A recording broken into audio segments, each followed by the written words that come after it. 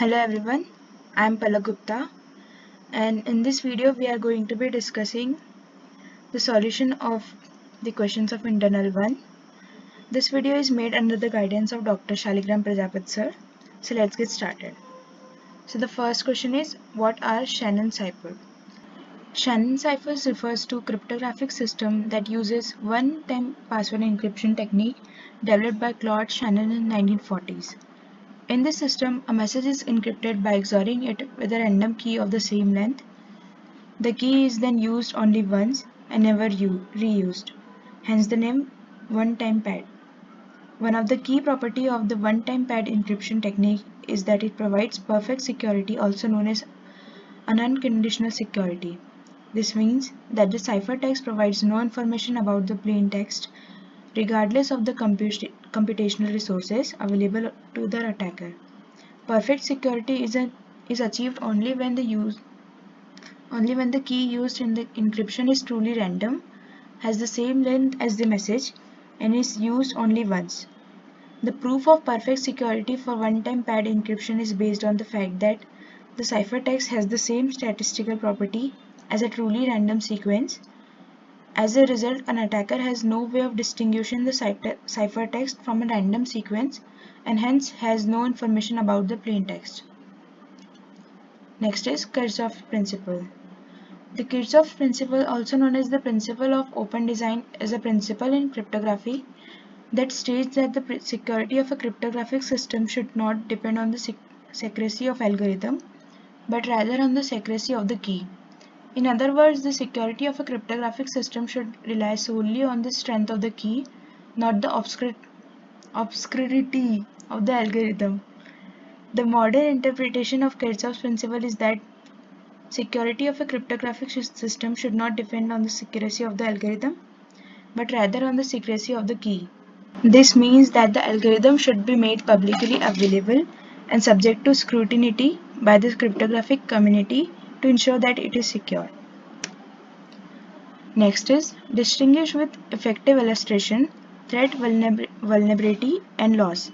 What are the differences between security requirements of computer-based information system and those of manual system using clerk and filing cabinets? First is threat. A threat is any potential danger that could exploit a vulnerability and cause harm to a system or organization. A vulnerability is weakness in a system or an organization that can be exploited, a threat to cause harm. Loss refers to the harm or damage caused by a threat exploiting a vulnerability. Loss can be tangible, such as theft of data or physical asset, or intangible, such as damage to reputation or loss of customer trust. The security requirement for a computer-based information system and manual system using clerk and filing cabinet can differ significantly. Here are some key differences. Access control. Computer-based information system typically require more sophisticated access control mechanism than manual system. Data protection.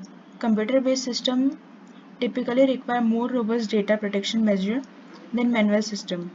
Audit trail. Computer-based information system typically have more detailed audit trails than manual system. Disaster recovery. Computer-based information system typically require more robust disaster recovery plans than manual system. Next is suggest recent malware analysis technique. Malware analysis techniques are constantly evolving as attackers come up with new ways to evade detection and security professions develop new methods to detect and analyze malicious code. Here are some recent malware analysis techniques. First is dynamic analysis and second is sandboxing. Third is code emulation, memory analysis, malware clustering. Fourth question is illustrate the public key implementation of reverse Shamir and Edelman with P equal to 7 and Q equal to 11. So in step 1 we calculate n equal to P into Q, where n is called the modulus for encryption and decryption. Then after that we calculate phi n, which is P minus 1 into Q minus 1. Then we choose a random number E which should be less than 1 and less than 5n and greater than 1. In step 4, the private key is given by phi n equal to 1 and the formula is de mod phi n equal to 1, and we replace the d with 7. In step 5, a ciphertext message C is decrypted using the private key dn, and to calculate a plain text m for the ciphertext C, following formula is used. Next question is analyze statement and comment. Data security is maintained by 4 kinds of control: access, information flow, interference, cryptographic control. Acting together, they can reduce but cannot eliminate the danger of compromise. The statement data security is maintained by 4 kinds of control: access, information flow, interference, and cryptographic control. Acting together, they can reduce but cannot eliminate the danger of compromise. Highlights the different type of control that are used to protect data and their limitation. Access control are used to limit who has access to data and what they can do with it. Information flow are used to prevent data from being leaked or transmitted to unauthorized parties. Inference control are used to prevent unauthorized deduction of sensitive information from the data. Cryptographic control are used to protect data by encrypting it. While these controls can reduce the risk of data compromise, they can completely eliminate it.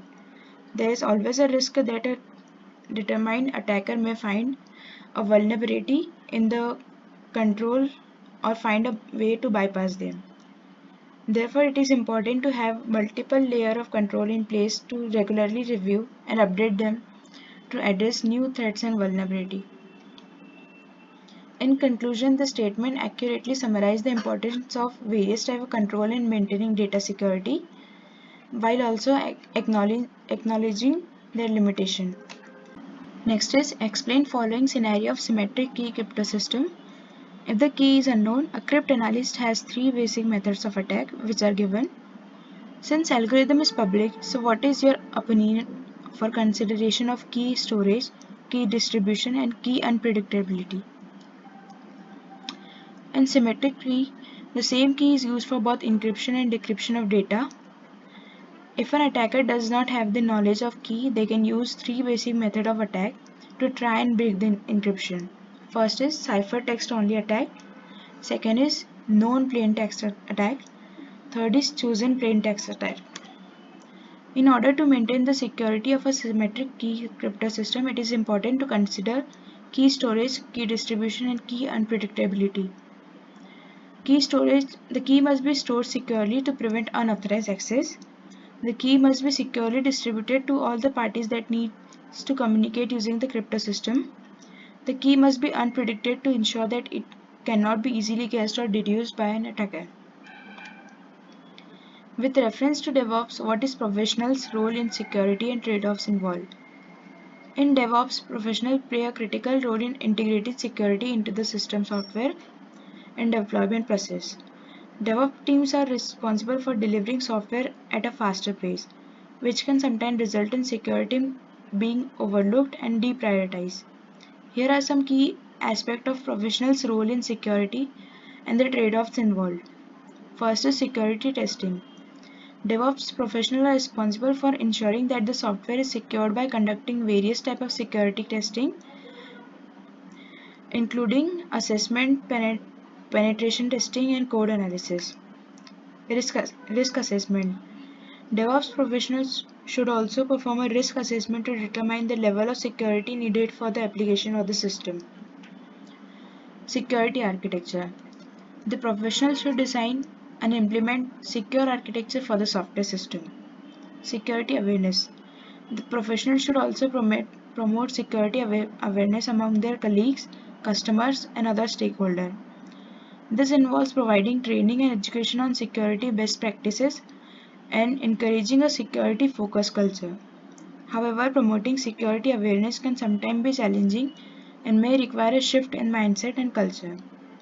In conclusion, DevOps professionals play a crucial role in integrating security into the software development process, and it must balance the need for security with the need for speed of delivery. They must be aware of the trade-offs involved in security testing, risk assessment, security architecture, security awareness, and make informed decision based on the risk level and the resources available. This sums up the internal, and thank you for